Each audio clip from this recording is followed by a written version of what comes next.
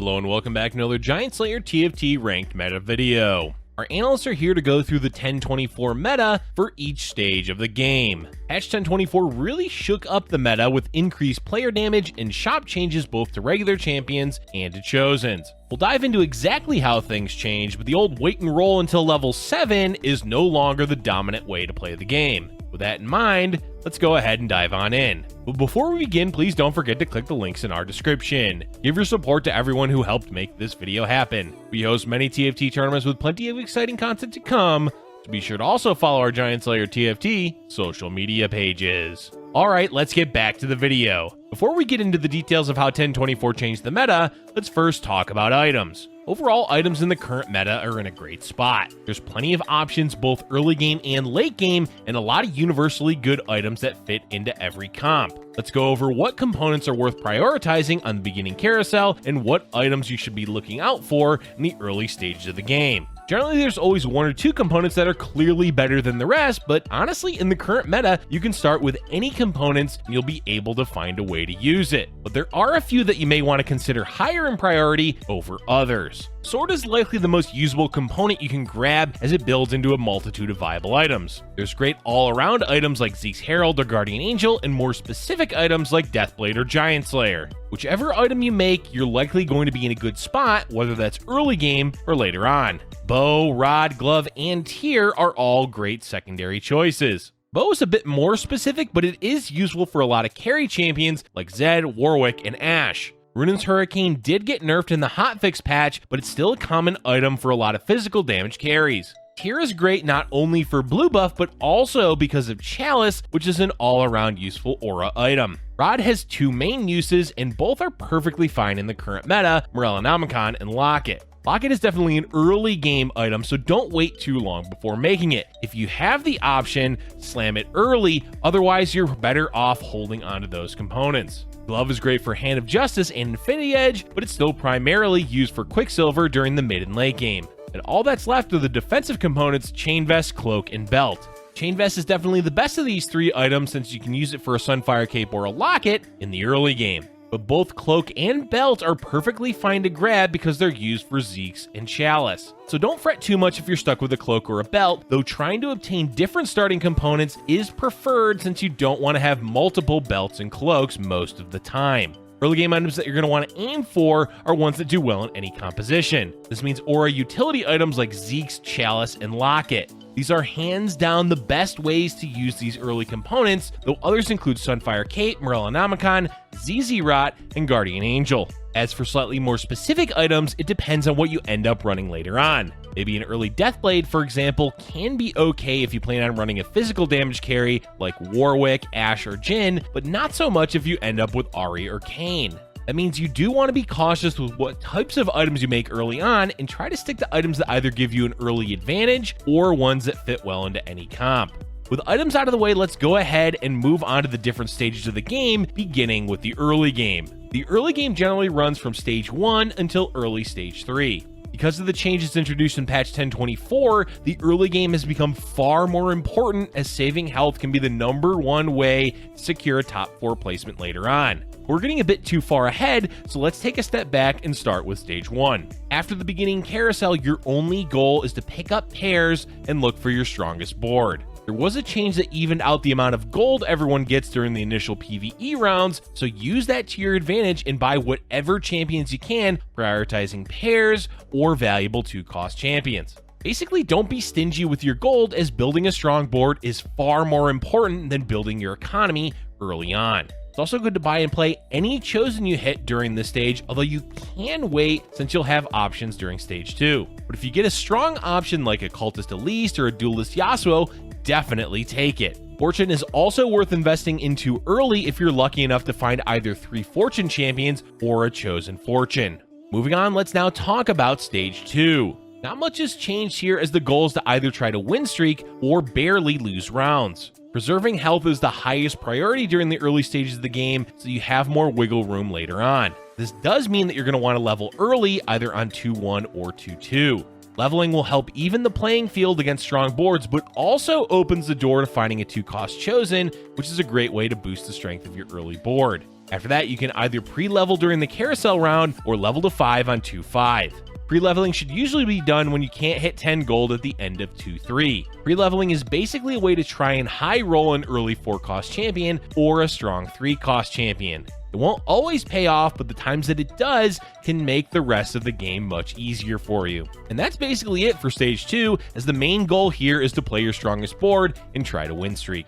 There is the option of lose streaking, but try to avoid this unless you have a specific game plan like slow rolling on level 5. Those strategies are viable, but you do need to know exactly what your plan is and how to play it out, otherwise you're putting yourself in a bad position for the mid game. There's still a bit left for the early game, but it's mostly saving gold to level to 6 on 3-2, so let's go ahead and move on into the mid game. The mid game starts right around 3-2 or 3-3 and goes until the early rounds of Stage 5. Since we've already mentioned it, let's talk about Stage 3. As we said, you'll be wanting to level to 6 on 3-2, which marks the end of the early game. This can be delayed by a few rounds if you're close to 50 gold, but keep in mind that the damage was increased during this stage, so putting yourself at a unit disadvantage can lead to bad losses. And of course, if you're slow rolling, you can ignore the leveling timing. Stage 3 has become a lot more interesting after the changes, since you're no longer going to all-in roll at level 7. If you've had a good enough early game, then your transition into the mid game should be smooth and you can save up gold, assuming that your board is strong.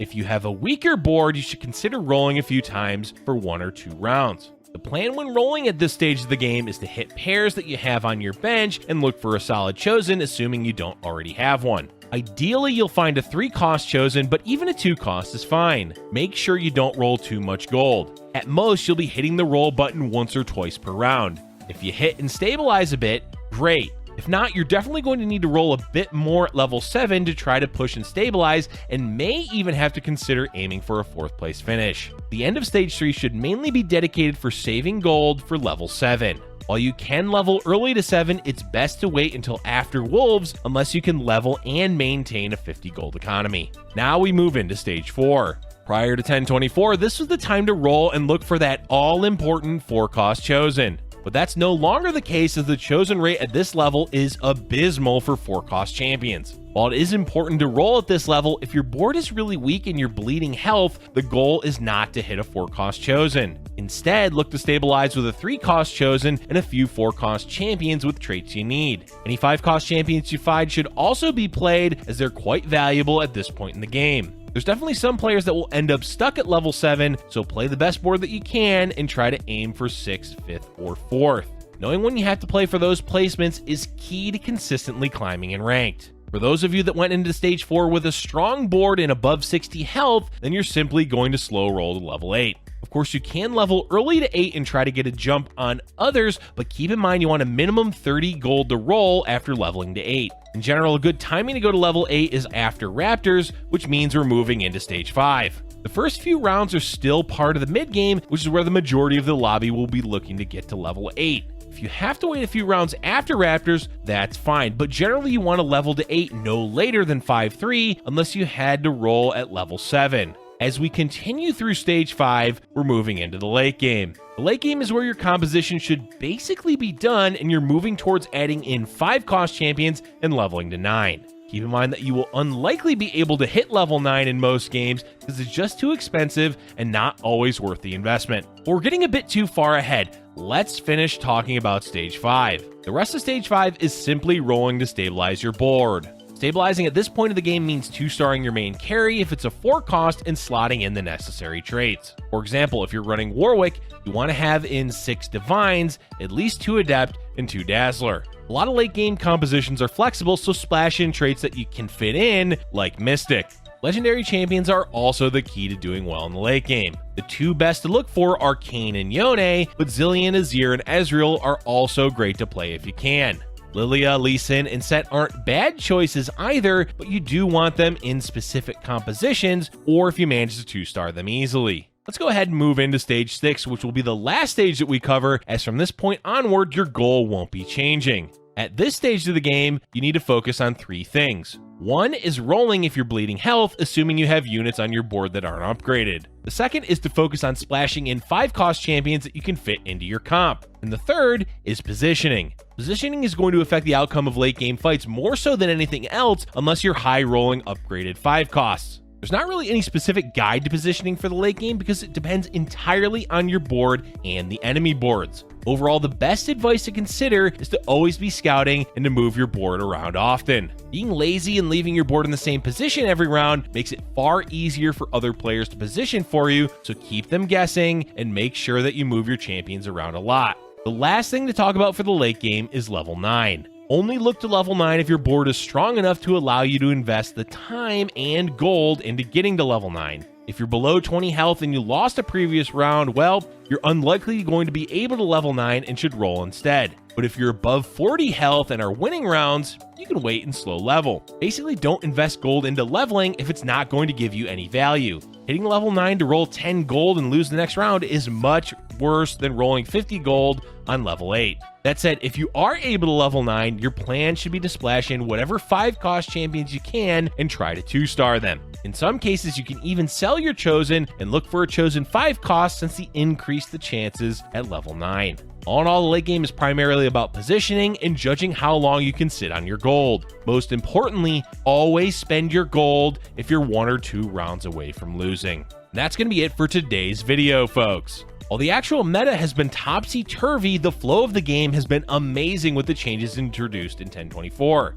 Let us know in the comment section below how your climb is going in the last few days of 1024 and what you're looking most forward to for patch 1025. Thank you for watching, and if you're enjoying our content, be sure to hit the like button and subscribe for future Giant Slayer TFT videos.